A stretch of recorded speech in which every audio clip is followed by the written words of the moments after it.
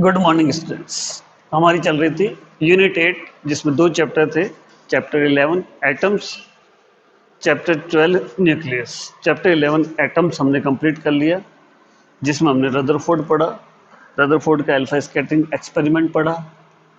उसके बाद हमने बोर मॉडल पढ़ा, ड्रॉबैक ऑफ बोर मॉडल पढ़ी, सक्सेसेस ऑफ बोर मॉडल पढ़ी। उसमें हमने हाइड्रोजन स्पेक्ट्रम की बात करी, जिसमें हमने Lyman, Balmer, Paschen, Brackett and Pfund series को पढ़ा। नेक्स्ट यूनिट 12 जो है न्यूक्लियस। इसका फर्स्ट टॉपिक है composition of nucleus.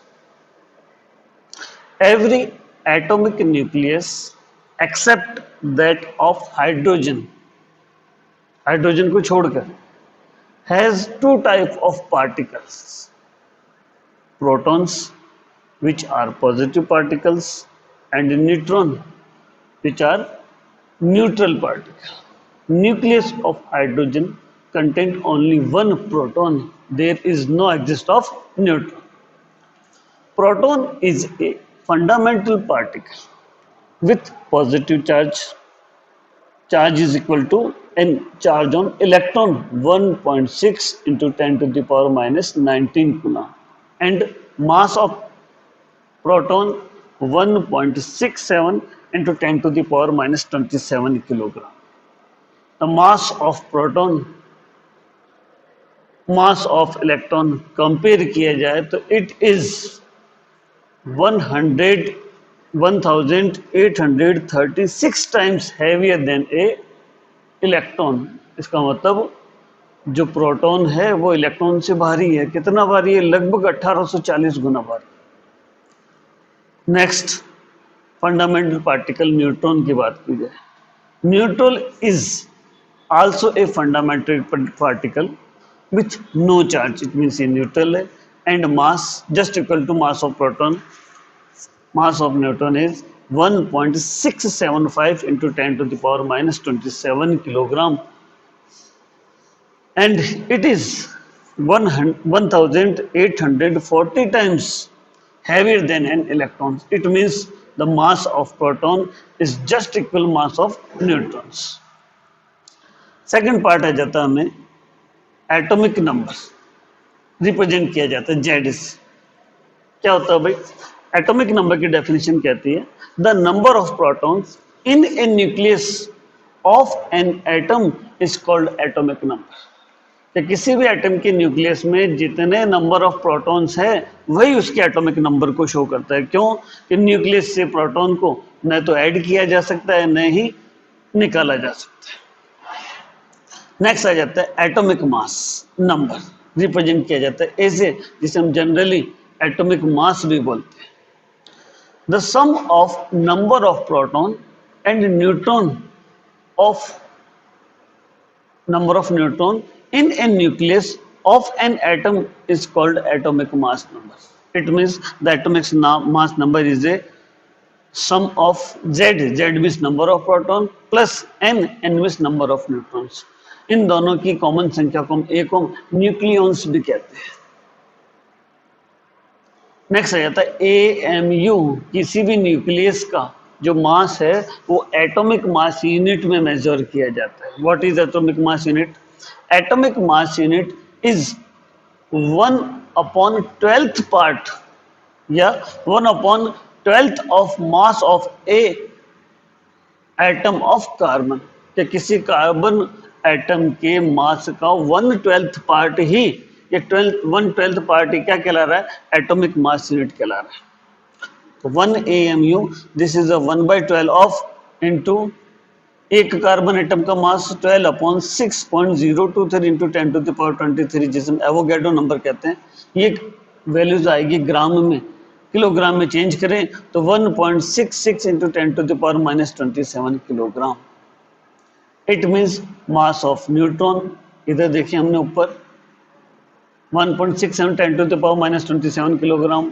Mass of neutron just equal to 1.67 10 to the power minus 20. It means 1 AMU is the mass of one neutron or one proton. तो 1 AMU मास अगर kilogram में found किया जाए तो this is 1.66 into 10⁻⁻27 kilogram. Next आ जाता है हमारा topic size of nucleus. Nucleus does not have a sharp of well defined boundary. इसकी कोई बाउंड्री तो है नहीं, बस कह सकते हैं कि न्यूक्लियर फोर्सेस के कारण न्यूट्रॉन्स एंड प्रोटॉन्स एक छोटे से भाग में बंधे हुए हैं। इसी छोटे से पार्ट को जो हमने कहा गया है उसे न्यूक्लियस कहा गया है, इसलिए न्यूक्लियस का साइज कंफर्म नहीं है। However, the radius of nucleon can be given by most important R. R is the radius of nucleus. क्यों? तो न्यूक्लियस को हमने स्फेरिकल शेप में माना क्योंकि एटम खुद स्फेरिकल शेप में रहता है। R is equal to R naught A to the power 1/3. R is the radius of nucleus. A is the atomic mass of this atom, where R naught is a constant. R naught की value 1.2 into 10⁻⁻15 metre है, 5 नहीं है 15 metre है, जिसे हम Fermi metre भी कहते हैं। इट मीन्स 1.2 फर्मी मीटर भी कहा जा सकता है। -5 की जगह 15 है। Is a constant which is the same of all nucleus and A is the mass number of the nucleus. Radius of a nucleus range from, एक न्यूक्लियस की जो रेंज है generally 1 fermi metre to 10 fermi metre के equal मानी गई है। Volume of nucleus, volume of nucleus का मतलब जो आपने न्यूक्लियस को स्फेरिकल शेप में माना है तो स्फेयर का वॉल्यूम निकालने का जो formula 4/3 pi R cube. Then volume of nucleon is equal to 4/3 pi R cube. R is the radius of nucleus जिसे हमने ऊपर पढ़ा है। R is equal to R naught A to the power 1/3। Then R की value substitute की जाए तो volume of nucleus आ गया आपके 4/3 pi R naught cube into A. 4/3 is a numeric number, pi 3.14 या 12/22/7 लिखा जा सकता है। R naught is a 1.2 FM। Then कहा जा सकता है volume is directly proportional to A. इसका मतलब जिस एटम का एटॉमिक मास ज़्यादा होगा उसका वॉल्यूम भी ज़्यादा होगा, उसका साइज बड़ा होगा। जिसका एटॉमिक मास कम होगा उसका वॉल्यूम, उसका साइज भी कम होगा। नेक्स्ट आ जाता है न्यूक्लियस डेंसिटी। देखिए तो मास ऑफ न्यूक्लियस पढ़ा हमने, मास ऑफ न्यूक्लियस उसके एटॉमिक मास से इंक्लूड किया जाएगा तो m is equal to AAME। 1 AME की वैल्यू हमने पढ़ी 1.66 into 10⁻⁻27 kilogram. Then mass of nucleus in kilogram A into 1.6 into 10⁻⁻27 kilogram. Volume of अभी हमने फॉर्मूला पढ़ा अभी जिस equal to 4/3 pi R cube. R cube की वैल्यू रख दी जाए देन ये बन गया 4/3 pi R not to the power cube into A. Values हमने निकाल लिए तो हम सारी वैल्यूज का सब्स्टिट्यूट कर दें तो वॉल्यूम आ गया आपके पास किसमें, मीटर क्यूब में। पढ़ रहे हैं हम density of nucleus. Nuclear density rho is equal to mass upon volume. Mass हम निकाल चुके हैं कितना, A इंटू 1.6 इंटू 10⁻⁻27 किलोग्राम, और वॉल्यूम हमने निकाल लिया। देन डिवाइड किया जाए तो ये बचा रहेगा आपके कितना आ गया 2.29 into 10 to the power minus क्या 10 to the power 17 kilogram per metre cube. This is the density of nucleon and each nucleus have same density. It means किसी भी एटॉमिक या किसी भी एटम की डेंसिटी, न्यूक्लियस डेंसिटी की बात की जाए तो ये कांस्टेंट बनी रहेगी। कितनी बनी रहेगी 2.29 into 10 to the power 17 kilogram per metre की। Discussion number first, the nuclear density does not depend upon the mass number. क्योंकि हमने जब मास अपॉन वॉल्यूम किया तो एटॉमिक नंबर तो डिवाइड होके कट ही गया, कैंसिल हो गया। इसका मतलब उसका जो ये जो है ना न्यूक्लियर डेंसिटी ये एटॉमिक मास पे तो डिपेंड ही नहीं करती है। सो जब एटम मास पे डिपेंड नहीं करेगी तो each atom have same nuclear density. So all the nucleus possess nearly the same density. Second, the nuclear density has extremely large value. Such high densities are found in white dwarf stars, which contained mainly nucleus matter. Third, the nuclear density is not uniform throughout the nucleus. पूरे पूरे nucleus में uniformly नहीं है। It has maximum value at the centre. क्यों? क्योंकि सारे proton और जितने भी न्यूट्रॉन्स हैं वो आपके न्यूक्लियर फोर्सेस के कारण सेंटर पर सेंट्रलाइज रहते हैं। Value at the centre and decreases gradually at we move away from the centre of the nucleus. जैसे जैसे सेंटर से डिस्टेंस बढ़ती जाएगी न्यूक्लियर डेंसिटी कम होती जाएगी। तो न्यूक्लियर डेंसिटी की मैक्सिमम वैल्यू कहाँ मानी गई है? न्यूक्लियस से सेंटर पर।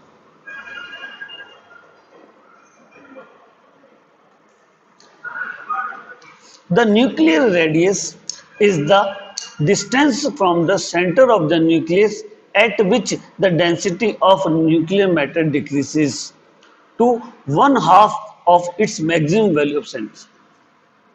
न्यूक्लियर रेंज या रेडियस कहाँ तक मानी गई है? वहां तक जहां उसकी डेंसिटी सेंटर पे डेंसिटी की कितनी रह जाती है? आधी रह जाती है।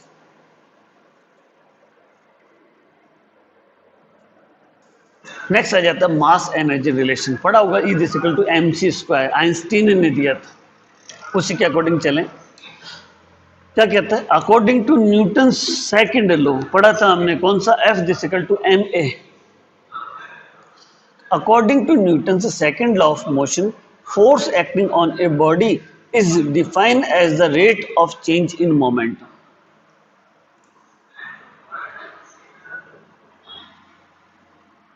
इलेवेंथ क्लास और 9th क्लास में हमने जब न्यूटन लॉ पढ़े थे तो वहाँ सेकंड लॉ पढ़ा था हमने, F=dp/dt।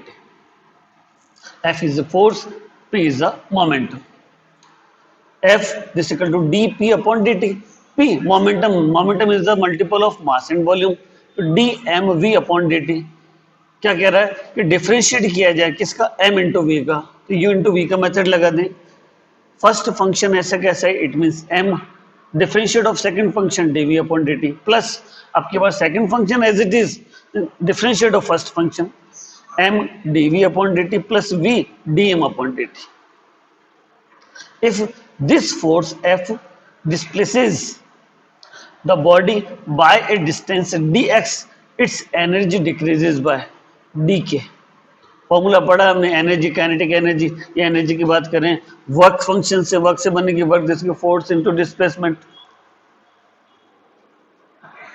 तो dk this equal to f dx।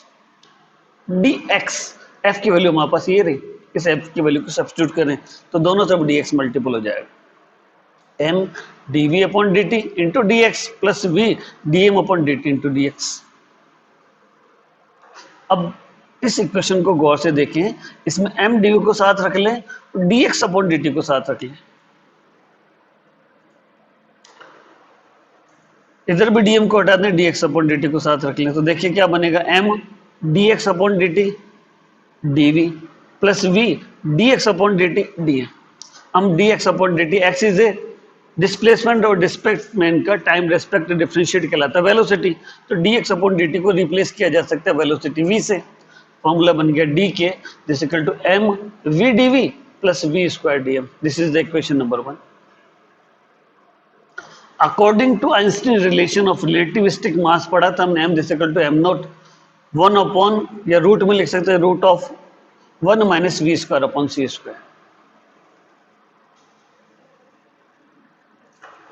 Squaring both the sides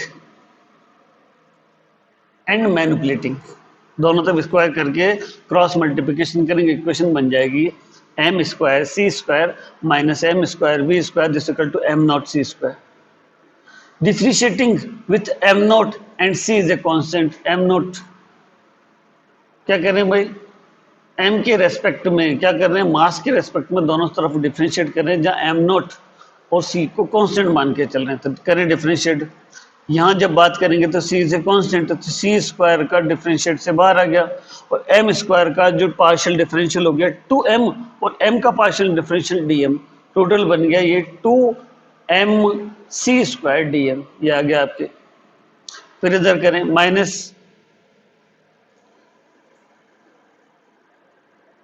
वही सेम m² v का 2v dv माइनस यूवी वाला मेथड लग गया। फिर अब की बार v² कांस्टेंट 2m dm और m और c दोनों कांस्टेंट, कांस्टेंट का डिफरेंशिएट 0। ये पूरी इक्वेशन बन गई सी स्क्वायर, 2m कॉमन लेके जीरो में भेज दिए, 2 कॉमन लेके, तो बचा रह गया C square D M minus M B D V minus V square D M this equal to zero. इसको जमा लिया। इसके राइट हैंड साइड पार्ट को देखें तो वो ये वही है जो फर्स्ट इक्वेशन में था, M V D V plus V square D M को डी के से रिप्लेस किया जा सकता है। तो यहाँ दिख रहा है क्या, M V D V plus V square D M किससे रिप्लेस किया जाएगा, डी के से। Then equation 1 in second, D K this equal to C square D M, it a partial if a particle is accelerated from rest to velocity v, let its mass m0 increase to m increasing both the side। जहाँ m के respect में वहाँ m की limit लग जाएगी, जहाँ kinetic energy वहाँ energy, then the total kinetic energy dk का तो k बन गया, dk इंटीग्रेशन 0 टू k बन जाएगा, c square m naught to m dm का इंटीग्रेशन हो गया m, फॉर्मूला बन गया k this equal to m minus m naught c square. उधर ले जाके जोड़ा जाए तो k plus M naught C square this equal to M C square. M naught C square is the energy associated with the rest mass of the body and k is the kinetic energy. Formula बन गया, the total energy of the body is given by E this equal to M C square. This हम Einstein mass energy relation भी कहते हैं। This is the Einstein mass energy equivalent relation. Next most important topic जिसमें generally इस chapter में numerical आते हैं, mass defect. It is the difference between the rest mass of the nucleus and the sum of the masses of the nucleus composing a nucleus is known as mass defect। देखो बात करें, एक जो हमें table में direct दिया हुआ रहता है, आप केमिस्ट्री की या फिजिक्स की टेबल में जस्ट लास्ट की पेजों पे देखोगे, आपको हर एटम का एटॉमिक मास पहले से ही दिया हुआ है। इसे हम स्टैंडर्ड एटॉमिक मास बोलते हैं। किससे बना है हम जानते हैं, सारा का सारा मास सेंट्रलाइज होता है सेंटर में, और सेंटर में मास किसके कारण है, प्रोटॉन्स एंड न्यूट्रॉन्स के कारण। इसका मतलब total mass of proton plus total mass of neutron अगर फाइंड आउट किया जाए तो इसे तो आप एटॉमिक मास कहेंगे। तो delta M this is the, देखें पहले बात कर रहे हैं total mass of proton means number of proton तो हो गया जेड, और each proton mass M P, तो total mass of proton Z into M P plus number of neutron लिखे जा सकते हैं A minus Z, where A is the atomic mass and Z is the atomic number. ये आ गया आपका number of neutron और एक न्यूट्रॉन का mass M N, then total mass of neutron A minus Z into M N minus M, ये कौन सा है, the rest mass of the nucleus या एटम जो हमें पीछे डायरेक्टली दिया हुआ रहता है। इन दोनों का डिफरेंस क्या कहलाता है, mass defect. Mass defect per nucleon is called packing fraction. Important है, पर न्यूक्लियन मास ही क्या कहलाता है, पैकिंग फ्रैक्शन कहलाता है। नेक्स्ट पढ़ते हैं, जब हमें मास डिफेक्ट पता है तो बाइंडिंग एनर्जी भी फाइंड आउट की जा सकती है। It is the energy required to break up a nucleus into its constituent parts and place them at a infinite distance from one another. Binding energy mass defect into, इसको पढ़ा हमने Einstein के relation में, E this equal to mc square, तो binding energy this equal to delta m into c square. Next आ जाए आपके nuclear forces, important है, छोटे क्वेश्चन जनरली इसी पे आएंगे। They are the forces between proton neutron and neutron in the nucleus. They can be explain by the meson theory. क्या कह रहा है, there are 3 kind of mesons, जिसे कहते हैं positive pi mesons, negative pi mesons and neutral pi mesons. Positive pi meson का मतलब pi positive, negative pi meson का मतलब pi negative, neutral pi meson का मतलब पाई नॉट या pi zero. Positive pi meson and negative pi mesons are 273 times heavier than an electron, जबकि neutral pi meson pi naught is 264 times heavier than an electron. Nucleons, the sum of proton and neutrons, the protons and neutrons are surrounding by mesons। main point of mesons theory important है, देखिए क्या कह रहा है, there is a continuous exchange of mesons between one nucleons and other। कहने का मतलब है जो न्यूक्लियर फोर्सेस हैं वो किसके कारण एग्जिस्ट करते हैं, इन्हीं पाई मैसोन्स के ट्रांजिशन के कारण।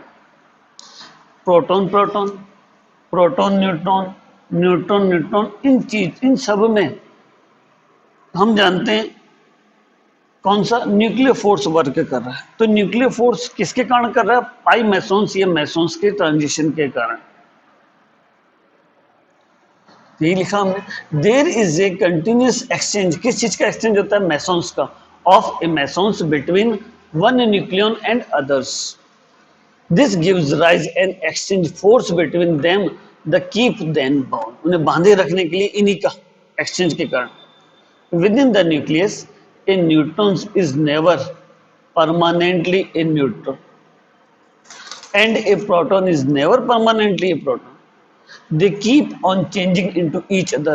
It means nucleus में सेल्फ प्रोटॉन न्यूट्रॉन में और न्यूट्रॉन प्रोटॉन में एक्सचेंज होते रहते हैं। निश्चित एक्सचेंज में कोई ना कोई ऐसा पार्टिकल है जो इन दोनों के बीच में बाउंडेशन का कार्य करता है, जिसे मैसोन्स कहते हैं।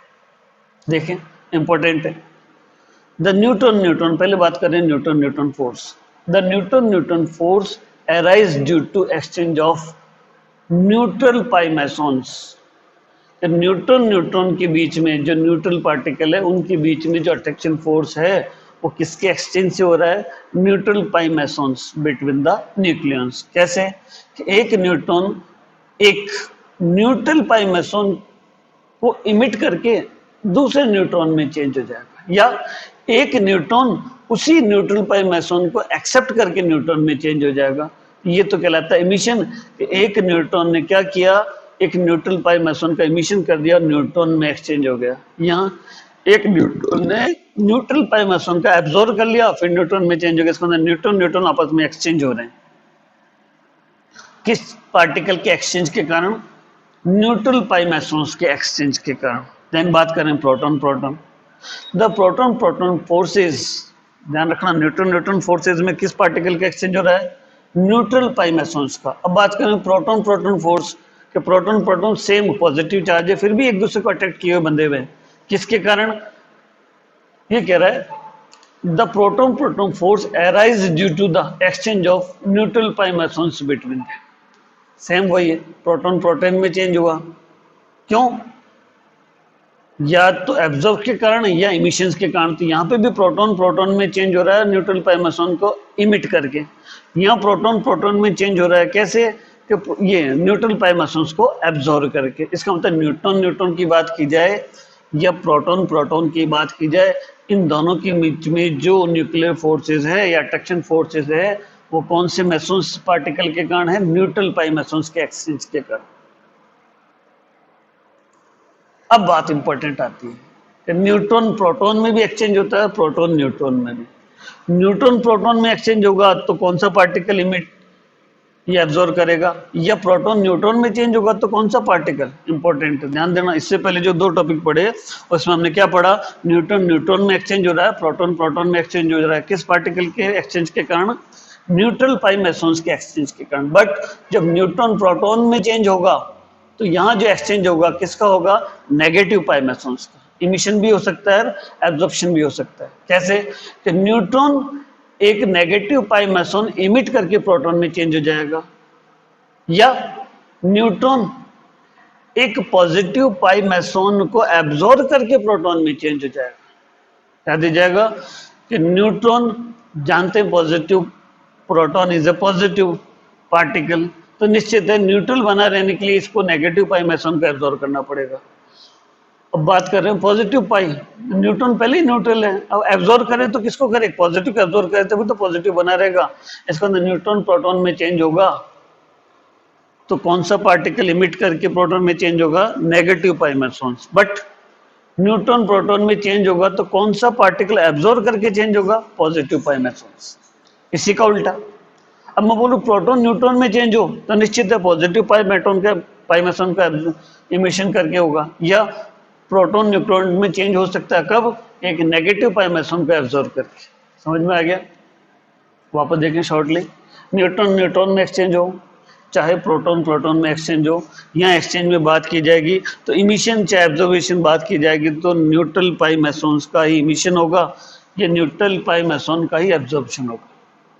बट न्यूट्रॉन जब प्रोटॉन में एक्सचेंज होगा तो न्यूट्रॉन को प्रोटॉन में चेंज होने के लिए जब इमिशन की बात की जाएगी तो ये नेगेटिव पाई मैसोन इमिट करेगा, बट एब्जॉर्प्शन की बात की जाएगी तो ये पॉजिटिव पाई मैसोन को एब्जॉर्ब करके प्रोटॉन में चेंज होगा।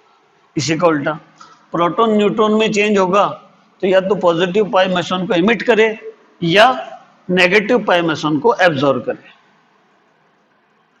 Last point, the time involve in such an exchange is so small. ये जो एक्सचेंज हो रहा है पाई मैसोन का इमिशन भी हो रहा है एब्जॉर्प्शन, इसमें बहुत कम समय लगता है। So small that the free mesons particle can not be detected as such. इनका मतलब इनको देखा नहीं जा सकता है कि कब ये इसके पास गया, कब इसने एब्जॉर्ब किया, कब इसने इसको इमिट किया। नेक्स्ट आ जाता है binding energy per nucleon, most important, कि वो एटम सबसे ज्यादा क्या कह रहा है, तो वो एटम या वो पार्टिकल सबसे ज्यादा स्टेबल होगा जिसकी पर न्यूक्लियन बाइंडिंग एनर्जी सबसे ज्यादा होगी। It is the binding energy divided by total number of nucleons. वो ये बाइंडिंग एनर्जी में टोटल नंबर ऑफ न्यूक्लियन का डिवाइड कर दो तो ये बन जाती है बाइंडिंग एनर्जी पर न्यूक्लियंस। रिप्रेजेंट किया जाता है बी बार से, फॉर्मूला बन जाता है binding energy upon total number of nucleons. Binding energy पढ़ ली हमने मास डिफेक्ट के फॉर्म में, delta M C square upon total number of nucleons, जैसे हमने एटॉमिक मास के फॉर्म में पढ़ा है तो delta M C square upon A. Chemistry में सबसे ज्यादा ये आप पढ़ोगे, आप कहाँ पर, जब आप पीरियोडिक टेबल पढ़ोगे तो बाइंडिंग एनर्जी पर न्यूक्लियंस और मास नंबर के बीच में ग्राफ होगा जो स्टेबिलिटी ऑफ एटम को शो करेगा। कौन से पार्टिकल ज़्यादा स्टेबल है, कहाँ आ रहे हैं, अनस्टेबल है तो रेडियोएक्टिव की तरह बिहेव कर रहे हैं, कहाँ आ रहे हैं। इसका मतलब जनरली वही पार्टिकल ज़्यादा अनस्टेबल रहते हैं जिनका एटॉमिक मास बहुत ज़्यादा होता है, नंबर ऑफ न्यूक्लियंस जिनमें सबसे ज़्यादा होते हैं। तो काम में आएंगे हमारे चैप्टर में फ्यूजन कब होगा और फिशन कब होगा। फ्यूजन वाले कौन से होंगे, जिनका नंबर ऑफ न्यूक्लियंस कम होंगे या जिनका मास कम होगा, और फ्यूजन में कौन से काम में आएंगे, जिनका एटॉमिक मास ज्यादा होगा या जो अनस्टेबल्स होते हैं। जब इस ग्राफ को हम करेंगे तो इस ग्राफ से क्या फीचर्स निकलेंगे या क्या कंक्लूजन निकलेंगे उन्हें देख लेते हैं। Special features of binding energy curve, इस कर्व से क्या क्या कंक्लूजन निकलते हैं। पहला, binding energy per nucleon of very light nuclides such as 1H2 is a very small. Second, initially there is a rapid rise। जब ग्राफ को देखोगे ये रैपिड राइज देखो, बढ़ता हुआ ग्राफ आ रहा है कंटिन्यू, कहाँ तक, हीलियम तक। क्या कह रहा है, there is a rapidly rise in the value of binding energy पर न्यूक्लियंस। एकदम बाइंडिंग एनर्जी बढ़ती है, देखा है यहाँ, देखो आप, ये देखिए हमने एवरेज बाइंडिंग एनर्जी कहाँ बढ़ रही है, देखो हाइड्रोजन से चालू हो रहे हैं और ये हीलियम तक कंटिन्यूस बढ़ते जा रही है, उसके बाद वापस डिक्रीज हुई, फिर इनके अंदर लगभग कांस्टेंट इंक्रीजिंग बढ़ती रहती है। Third point, between mass numbers, जब हम वहां बात करेंगे 4 to 20, the curve show cyclic recurrence of peak corresponding to helium, beryllium, carbon, oxygen and neon। जब तो इन्हें हमने किस में डाला गया है, सभी के सभी क्या है, नोबल गैसेज हैं। This show that the binding energy per nucleon these nuclear is greater than those the there immediate neighbours. इनके नेबर्स एटम से इनकी बाइंडिंग एनर्जी बहुत ज्यादा पाई गई। Each of these nuclei can be found by adding an alpha particle to the percending nucleus। Fourth point, after 20 means जिनका atomic mass 20 से ज्यादा आ रहा है, there is a gradual increasing in binding energy per nucleon। The maximum value of 8.8 mega electron volt is reached at atomic mass 56। Therefore, iron nucleus is the most stable. सबसे ज्यादा stable किसे माना गया, iron को, जिसकी binding energy per nucleon सबसे ज्यादा calculate की गई है 8.8 मेगा इलेक्ट्रॉन।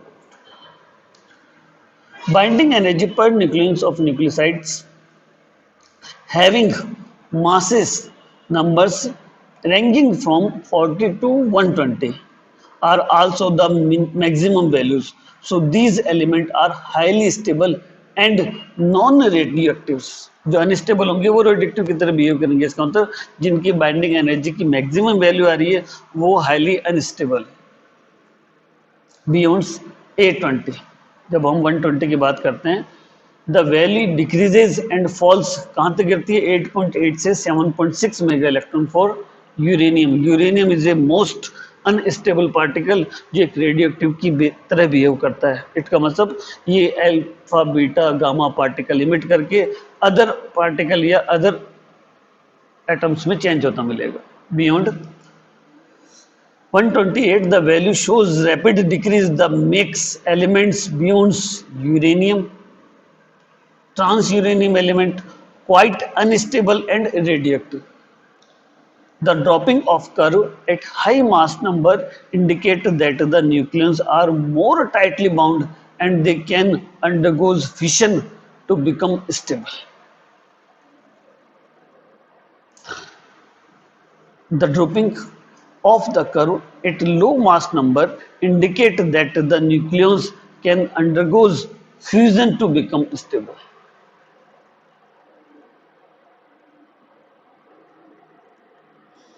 नेक्स्ट क्लास में हम पार्ट करेंगे रेडियो एक्टिविटी. थैंक यू बेटा.